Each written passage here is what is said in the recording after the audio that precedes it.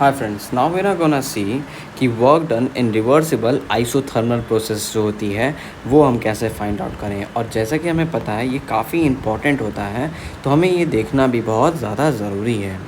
तो अगर मैं बात करूँ work done in reversible isothermal expansion process, तो इसमें सबसे पहले कुछ की कॉन्सेप्ट्स हैं। जैसे ये रिवर्सिबल में अब देखो वर्क डन की बात की जा रही है, और थर्मोडायनेमिक्स में जहाँ वर्क डन हो रहा है वहाँ pressure external into delta we कर दे रहे हैं, तो यहाँ प्रेशर का तो सबसे बड़ा इंपॉर्टेंट है।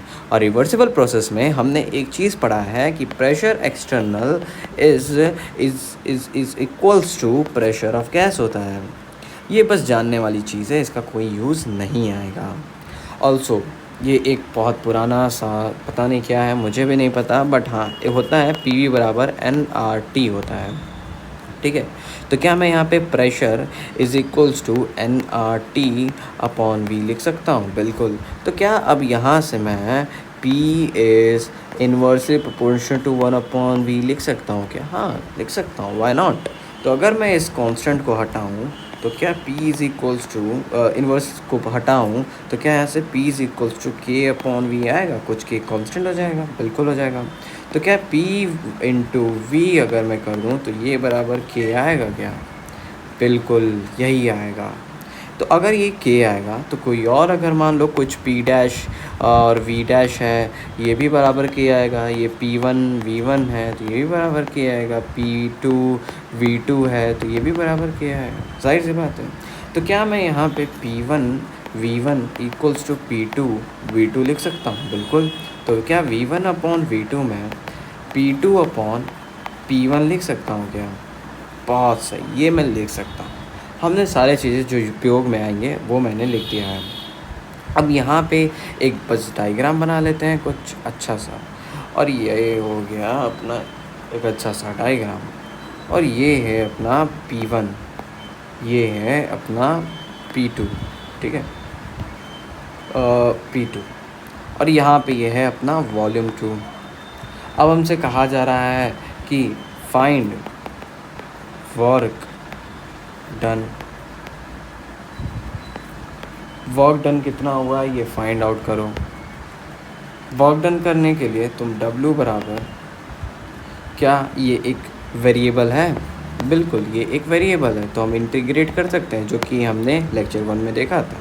तो यहाँ पे मैं अगर इसको इंटीग्रेट कर दूँ तो ये हो जाएगा V1, और ये एक क्या ये V1 है ना? हाँ ये V1 है, यहाँ पे हम देख सकते हैं V1 शुरू होता है।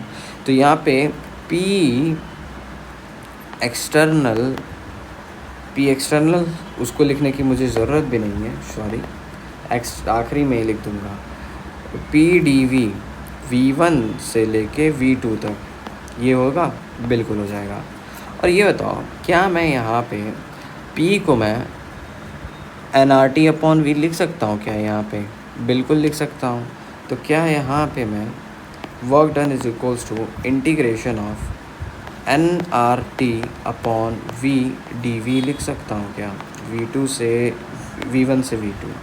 क्या मैं यहाँ पे वर्क डन बराबर NRT तो एक कांस्टेंट है, तो NRT को मैं बाहर निकाल दूँ और यहाँ पे V2 से V1 1/V dV कर दूँ, तो क्या ये 1/x dx जो होता है क्या वो ln x होता है क्या? बिल्कुल।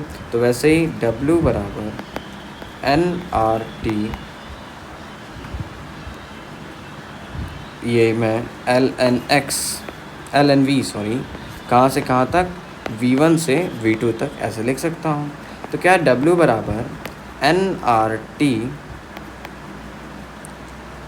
ln V2 sorry V1 plus V2 मैं लिख सकता हूँ, या sorry V2 minus V1 ln V1 लिख सकता हूँ, बिल्कुल। तो क्या मैं W बराबर NRT लॉग भी लिख सकते हैं, कोई बात नहीं है। तो क्या मैं इसको मैं लॉग V1 अपॉन V2 लिख सकता हूँ? बिल्कुल लिख सकता हूँ, yes this is the rule. तो यहाँ से वर्क डन आ गया NRT log V1 upon V2, ये है एक फार्मूला। और यहाँ पे हमने देखा है कि V1 अपॉन V2 को हम क्या लिख सकते हैं, कहाँ गया, ये रहा। V1 अपॉन V2 को हम P2 अपॉन P1 भी लिख सकते हैं। तो यहाँ से एक और फार्मूला आ गया है, और वो जो फार्मूला है वो है कि वर्क डन बराबर NRT log P2 upon P1, that is the second formula. ठीक है, सही है। और एक और फार्मूला आ गया, ठीक है, यहाँ तक तो हो गया। और हमें पता है कि log की वैल्यू जो होती है वो 2.303 होती है। तो क्या यहाँ से वर्क डन बराबर 2.303 इंटू NRT, ठीक है, log V1 अपॉन V2 लिखेंगे, या ज़रूर लिखेंगे। वैसे ही वर्क डन बराबर 2.303 इंटू NRT log, भाई मैं भी यही सोचा था। देखो यहाँ पे V2 होगा, यहाँ V1 होगा, ये ध्यान रखे रहना, थोड़ा ऊपर नीचे हो गया था। और यहाँ खैर सही ही है अगर वैसे देखें तो, बट एक्चुअल होता है ये ऐसे ऐसे, ये ऐसे ऐसे, तो ये हो जाएगा अपना P1 अपॉन P2। ठीक है, ये भी फॉर्मूला है, ये भी फॉर्मूला है। अब अगर हमें क्वेश्चन दे दिया जाए कि कैलकुलेट करो वर्क डन कैलकुलेट करो जब 10 मोल, अच्छा यहाँ पे ये भी जान जाओ, ये n जो है ना ये मोल है, भूल ना जाना। 10 मोल आइडियल गैस को एक्सपेंड किया गया है रिवर्सिबल आइसोथर्मली प्रोसेस से। और ये भी याद रखे रहना है, यहाँ टेम्परेचर जो होगा वो कांस्टेंट होगा, क्योंकि ये एक ऊपर ही नाम लिखा है, कहाँ गया, ये एक आइसोथर्मल प्रोसेस है, तो यहाँ पे टेम्परेचर कांस्टेंट होगा। तो 10 मोल है, isothermally from an initial volume of 10 litre to 100 litre, 10 litre से 100 लीटर चला गया, ठीक है, एट 300 केल्विन भी दे दिया, पूछा जा रहा, और आर की वैल्यू दे दी गई है 8.314 जूल, या फिर हम इसे 25/3 भी लिख सकते हैं। तो अब पूछा जा रहा है कि वर्क डन बताओ, तो वर्क डन बराबर 2.303 इंटू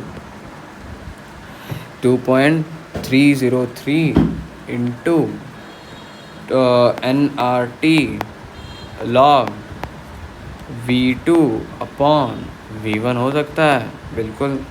ये बताओ वर्क डन बराबर 2.303 इंटू N जो है वो 10 है, R जो है वो 25/3 है, टेम्परेचर 300 केल्विन है, into log V2 upon V1 को क्या मैं 100/10 लिखूँ, लॉग 10 आएगा जिसकी वैल्यू हमारी क्या आ जाएगी, 1 आ जाएगी।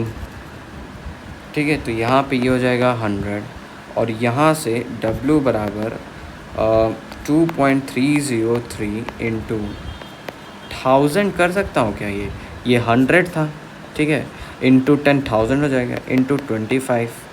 तो क्या वर्क डन बराबर 2303 इंटू 25 होगा क्या, एंड वर्क डन बराबर इफ़ आई से सीरी multiply 2303 by 25, I found this on the web.